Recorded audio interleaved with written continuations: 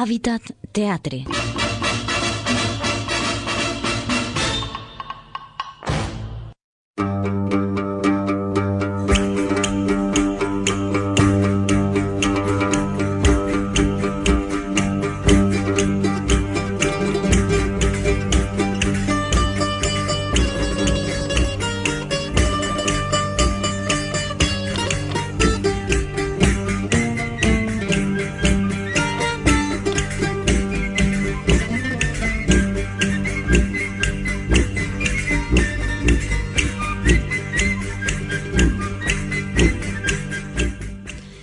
I com fem en tantes altres ocasions a l'Hàbitat Cultura, ens desplacem fins a la veïna localitat de Carcaixent, perquè precisament allí, este mateix divendres, poden gaudir del teatre, a més del teatre clàssic, com és el Tartuf de Molière.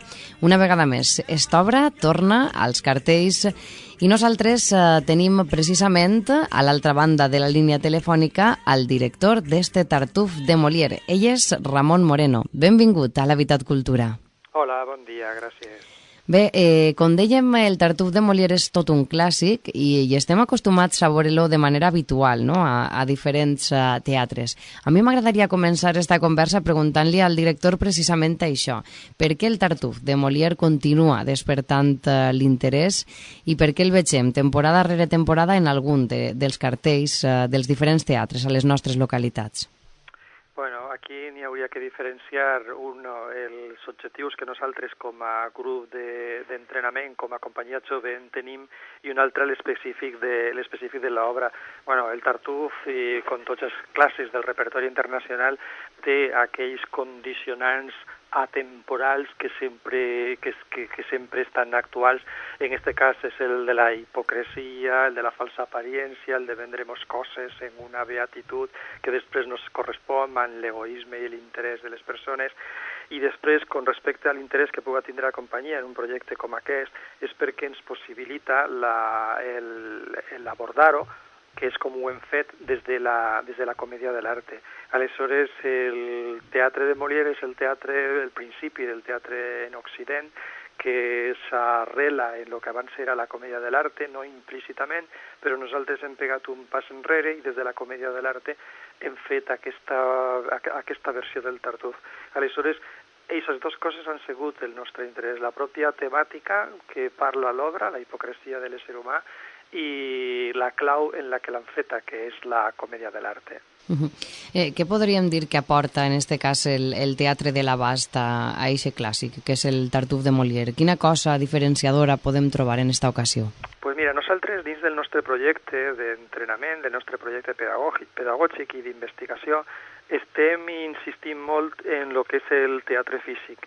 I una de les nostres preocupacions és fer real aquest teatre físic, no convertir-ho només en un teatre gestual, en un teatre corporal, sinó associar aquest llenguatge als textos. Quan es treballa el teatre físic, es treballa dins d'una línia d'investigació, més de creació, més d'inventar conceptes nous. Nosaltres assolim un espai que aúna el que és el repertori internacional, el que és la paraula, el que és l'actor de text, al teatre corporal, al teatre físic. I aleshores, això és el que van a veure. Van a veure les paraules de Molière, van a veure la retòrica i la intel·ligència del seu llenguatge, però molt associat a una fisicitat, a una manera de fer les coses que s'ancla en el cos de l'actor. Ja heu estrenat este Tartuf en altres escenaris, a banda d'este divendres que el tindrem al Teatre Don Enrique?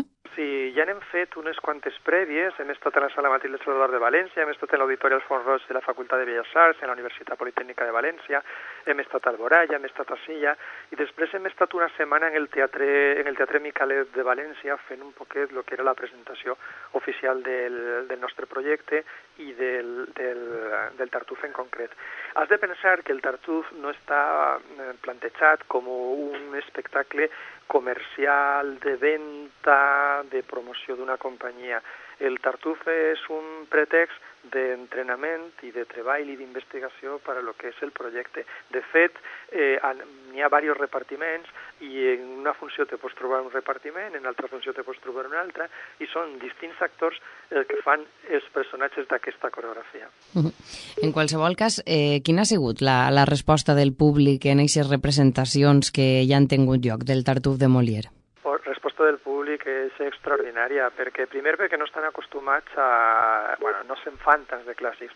Després perquè no es fa cap versió en comèdia de l'arte. La comèdia de l'arte és un còdic escènic que quasi no s'aplica en aquest espai nostre, que hauria de ser tan freqüent perquè compartim la Mediterrània, compartim una sèrie de valors que així s'han traduït d'una altra forma, i l'espectador primer s'assombra de veure'l d'aquesta manera, de veure este ressorgir de la comèdia de l'arte, i després s'assombra del nivell d'entrega, d'energia, de fisicitat i de proposta escènica dels actors que ho interpreten. Vegem que en la programació teatral del Teatre Don Enric este divendres, a les 8 de la vesprada es parlarà dels secrets de la creació escènica, i a partir de les 10:30 és l'espectacle teatral del Tartuf, en esta ocasió del Teatre de l'Abast. Imaginem que no és casualitat, no? Que això té a veure amb tot això que has estat explicant-nos. Sí, nosaltres el que anem és valorant un poquet el com cuinem els nostres projectes, en com se preparem, com s'entrenem, com encetem els espectacles, i el que estem fent és plantejar a l'espectador les claus internes de lo que van a veure després. Aleshores, a les 8 el que fem és un entrenament previ a lo que veu l'espectador, que normalment no el veu, i que nosaltres se ho oferim. Nosaltres obrim una finestra de 50 minuts en què tots aquests elements de preparació estan a la seva vista. I imaginem que la gent d'esta manera pot gaudir d'una manera molt diferent, no?, del que és una representació teatral.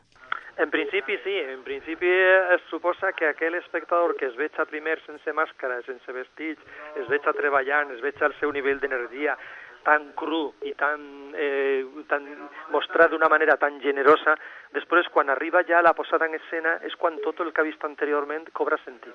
De fet, nosaltres dediquem moltes hores a treballar, moltes hores a entrenar, moltes hores a lo que és l'estudi, a lo que és la preparació dels projectes que fem, i després això en l'escenari transcorrís una hora i quart, i l'espectador a vegades només queda en l'argument, només es queda en la història. Nosaltres intentem codificar un llenguatge, codificar una sèrie de signes que l'espectador després puga apreciar, i que a banda de l'argument, a banda de l'interès que puga tindre en la pròpia història de Molière, de repent sàpiga llegir entre línies, sàpiga llegir en els cossos, sàpiga llegir en les mirades, en els impulsos, en les reaccions, en el nivell d'improvisació que es produeix, sàpiga valorar això i gaudir molt més en consciència de lo que se'ls posa en l'escenari.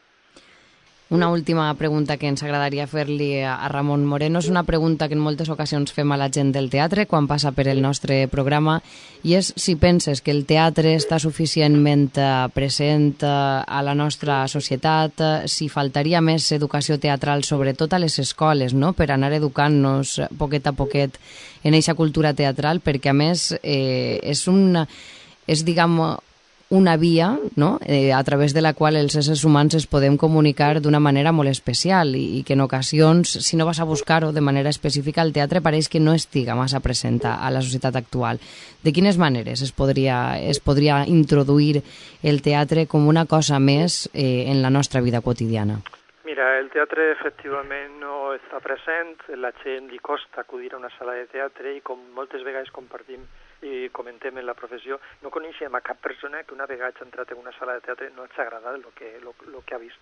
Es queda sorprès i es queda realment entusiasmat pel que veu. El que passa és que ese previ, ese estímul que el fa eixir de casa, que el motiva per acudir al teatre, no el trobem a la societat. Tot està arrelat en l'escola, tot hauria d'estar-ho, i tot el que és educació, consciència cultural, social, hauria d'estar ja suggerit i implantat pràcticament des de la infància. Nosaltres coneixem aquesta mancança, ja fa molt de temps que paral·lelament als nostres treballs creatius abordem uns altres conceptes més d'índole social, i precisament el que fa la jove companyia d'entrenament és això, és educar a la societat, vertebrar-se en la societat, comunicar-les la manera que fem, com ho fem, per a que realment puguen sentir-se partíceps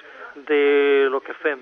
Nosaltres pensa que la jove companyia, a banda de les funcions que fa, ofereix la possibilitat de donar classes en pobles, ofereix la possibilitat de fer mostres del seu treball, té les portes de les classes obertes a qualsevol persona que vinga. Estem intentant que tots els estaments socials, tota la ciutadania, d'alguna manera es senta partícip de lo que fem. Este projecte naix de l'ESAD, de l'Escola Oficial d'Art Dramàtic, que és un espai que està en el Camí de Vera en València, que està dins de la Universitat Politècnica de València, i molt lluny un poquet de lo que és la ciutat, molt lluny de lo que és la realitat del ciutadà. Nosaltres estem intentant des de fa anys obrir les portes, obrir l'espai, portar a la gent ací, donar classes obertes, que la gent conega com se construeix això, perquè molta gent pensa que això del teatre és quatre que es junten, s'aprenen el text i ho fan i ja està. I realment tota la quantitat de gent que està darrere, la quantitat d'hores que es dediquen, les reflexions, els plantejaments, tot el que arma el teatre és molt potent, és molt poderós i és molt enriquidor per a la societat, no només des de la vessant cultural, sinó també des de la vessant humanística, formativa i participativa dins de lo que ha de ser la ciutadania. Bueno, i en això estem, lluitant per allò, i el Tartuf és una eina més. Pues esperem que este divendres siga moltíssima la gent que a través d'aquest Tartuf del Teatre de l'Abast aconseguisca despertar el seu interès pel teatre i que, tal i com desitja Ramon Moreno, i en moltíssimes ocasions hem parlat a este programa, el teatre estiga cada vegada més present a les nostres vides. Des d'ací donar-li les gràcies per la seva amabilitat i per haver-nos dedicat estos minuts de ràdio. Pues res, convidar-vos a veure la funció, que gaudireu, que disfrutareu, que riureu i que apreciareu tot allò que hem parlat, com se traduís en l'escenari. Gràcies a vosaltres, bon dia. Moltíssimes gràcies. Ens quedem amb música del Tartuf de Molière.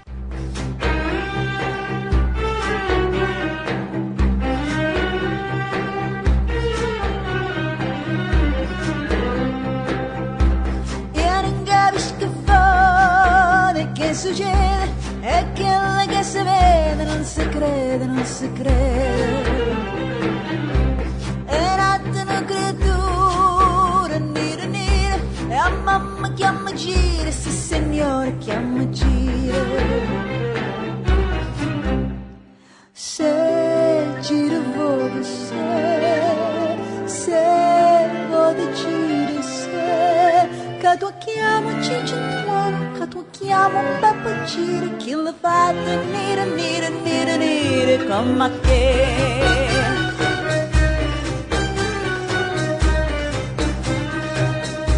Oh, quando la comare, chi sta fare, si fa di non solare, se ne contano a miliare. A volte basta solo una guardata, e a femmine restate sotto botte impressionate. Se non guardavo, se non impressiona, se va trovando ma che sta, che culiuto buona tira, chi l'ha fatta nera, nera, nera, nera, come che.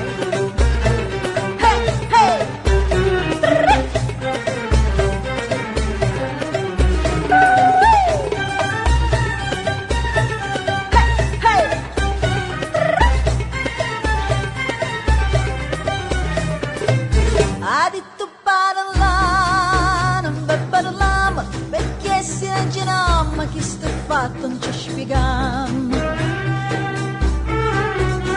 Addobbia stino grano cresce, riesce non riesce, sembra grano che la cresce. Me, dillo mamma, me, dillo pure me, che tu chiamo Cicciantuano, che tu chiamo un cappuccino che l'ho fatta nera, nera, nera, nera come che.